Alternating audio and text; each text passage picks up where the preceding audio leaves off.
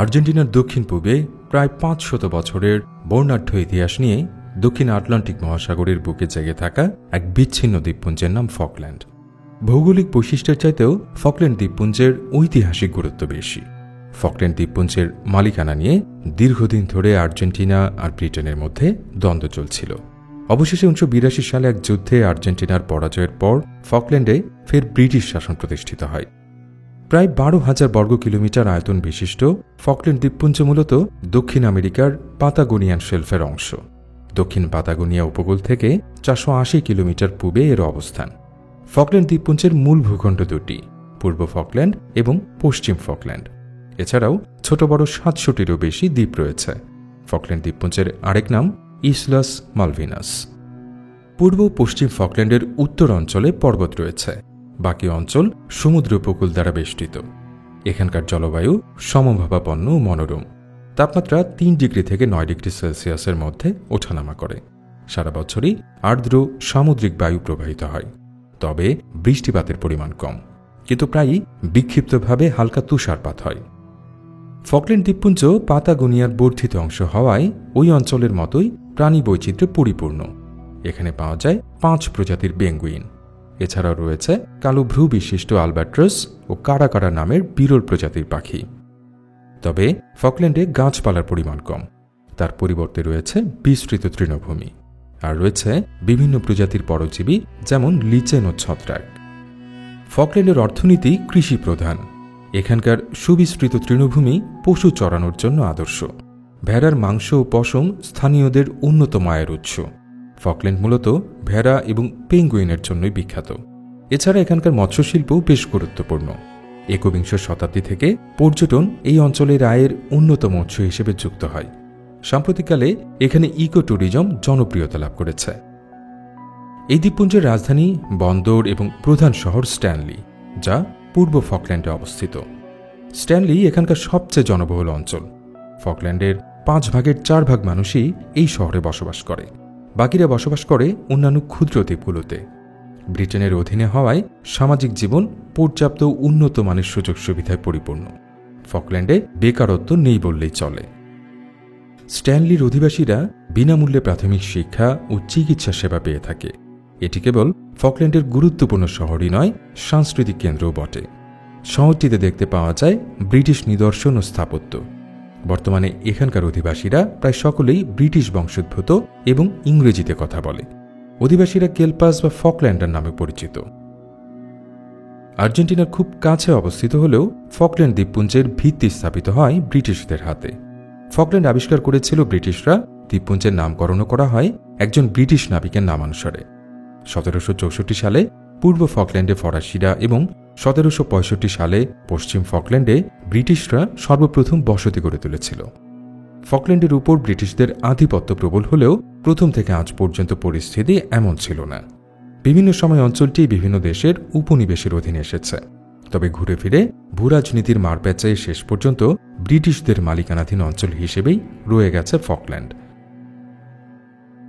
দক্ষিণ আমেরিকা মহাদেশে স্প্যানিশ ঔপনিবেশিক শাসন প্রতিষ্ঠার পর 1766 সালে স্প্যানিশদের সাথে একটি চুক্তি অনুযায়ী ফরাসিরা ফকল্যান্ড ছেড়ে চলে যায়। 1770 সালে স্প্যানিশরা ব্রিটিশদেরও ফকল্যান্ড থেকে বিতাড়িত করে। আবার 1811 সালে স্প্যানিশরাই নিজ থেকেই ভূখণ্ড ছেড়ে চলে যায়। সেই সময় ফকল্যান্ডের দখল নেয় আর্জেন্টিনা এবং দ্বীপাঞ্চলটির উপর তাদের সার্বভৌমত্ব ঘোষণা করে। এরপর আবারও মালিকানা বদল হয় ফকল্যান্ড দ্বীপপুঞ্জের। 1832 সালে আর্জেন্টিনার সাথে বিরোধ হয় আমেরিকার। বিরোধের সূত্র ধরে ফকল্যান্ড দখল করে নেয় মার্কিনীরা, কিন্তু বেশিদিন কর্তৃত্ব করতে পারেনি তারা। এই পর্যায়ে ফকল্যান্ড দ্বীপপুঞ্জের উপর ব্রিটিশ মালিকানা স্থাপিত হয়। তবে ফকল্যান্ডে ব্রিটিশরা তাদের চূড়ান্ত আধিপত্য পুনরুদ্ধার করেছিল যুদ্ধের মাধ্যমে, আর সেটি ছিল ব্রিটেন ও আর্জেন্টিনার মধ্যে। আন্তর্জাতিক ভূরাজনৈতিক পরিমণ্ডলে ফকল্যান্ড নিয়ে ব্রিটেন ও আর্জেন্টিনার যুদ্ধ একটি উল্লেখযোগ্য ঘটনা। 1982 সালে টানা 74 দিন ধরে চলে সেই যুদ্ধ। সে সময় প্রাথমিকভাবে আর্জেন্টিনা ব্রিটিশদের কাছ থেকে ফকল্যান্ড দ্বীপপুঞ্জ সহ দক্ষিণ জর্জিয়া দ্বীপ ও দক্ষিণ স্যান্ডউইচ দ্বীপপুঞ্জ দখল করে নেয়, কিন্তু পরবর্তীতে ব্রিটেন এই অঞ্চলগুলো পুনরুদ্ধার করে নেয়। ব্রিটেনের এই ঐতিহাসিক জয় তখনকার ভূরাজনৈতিক প্রেক্ষাপটে কিছুটা ব্যতিক্রম ছিল। কারণ দ্বিতীয় বিশ্বযুদ্ধের পর বিশ্বজুড়ে বেশিরভাগ ঔপনিবেশিক সাম্রাজ্যগুলোর পতন ঘটতে শুরু করে। সেই হিসেবে ব্রিটেনের অন্যতম উপনিবেশ ফকল্যান্ড দ্বীপপুঞ্জ ব্রিটেনের হাতছাড়া হয়ে যাওয়ার কথা, কিন্তু বাস্তবে ঘটে তার উল্টোটা।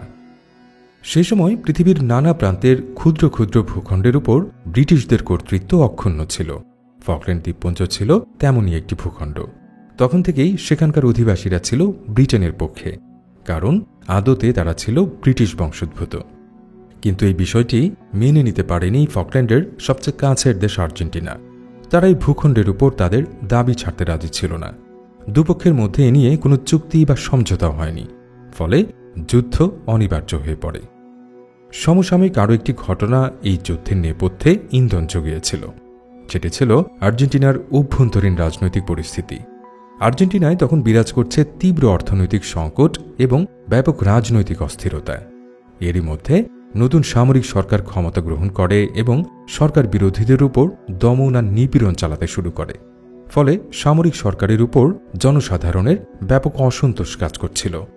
ক্ষুব্ধ জনসাধারণের মনোযোগ অন্যদিকে ঘুরিয়ে দেওয়ার কৌশল হিসেবে আর্জেন্টিনার সামরিক সরকার ফকল্যান্ড দ্বীপপুঞ্জের মালিকানা নিয়ে পুনরায় সরব হয়ে ওঠে।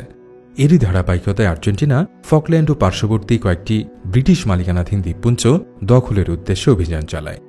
ঐতিহাসিক সে অভিযানের নাম ছিল অপারেশন রোজারিও।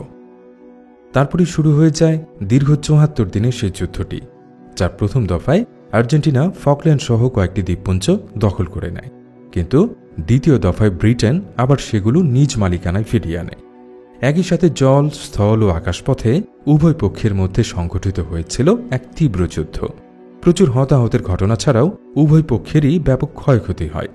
শেষ পর্যন্ত আর্জেন্টাইন সেনারা আত্মসমর্পণ করলে শেষ হয় এই যুদ্ধ।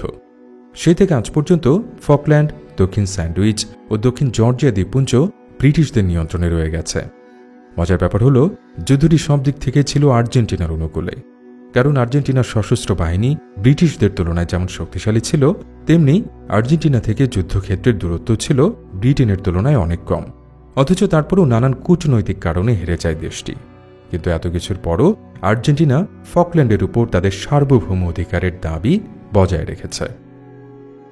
বর্তমানে ফকল্যান্ড দ্বীপপুঞ্জ পূর্ণভাবে ব্রিটিশদের নিয়ন্ত্রণে। ব্রিটেন থেকে প্রায় ১৩,০০০ কিলোমিটার দূরের এই অঞ্চলটির জীবনযাত্রা, সংস্কৃতি, আচার আচরণ, অবকাঠামো প্রভৃতি সবকিছুতেই ব্রিটিশ ছাপ দেখা যায়। ব্রিটিশ ঐতিহ্য ছড়িয়ে ছিটিয়ে রয়েছে ফকল্যান্ডের স্থাপত্য, আসবাব, খাবার দাবার সহ দৈনন্দিন জীবনের প্রতিটি ক্ষেত্রেই। পৃথিবীর দক্ষিণতম ক্যাথেড্রাল গির্জা এই ফকল্যান্ডে অবস্থিত। শুধু গির্জায় নয়, ব্রিটেনের স্টাইলে ঘরবাড়ি বানানোর জন্য সরঞ্জাম খোদ ব্রিটেন থেকে নিয়ে আসা হয়। ফকল্যান্ডের রেস্তোরাঁয় পাওয়া যায় ব্রিটিশ ঐতিহ্যের সব খাবার। ভেড়ার লোম থেকে তৈরি উলের পোশাকও সে দেশের ঐতিহ্য অনুযায়ী তৈরি করা হয়। ২০১৩ সালের এক গণভোটে ফকল্যান্ডের ৯৯.৮% মানুষই ব্রিটিশ উপনিবেশে থাকার পক্ষে রায় দেয়।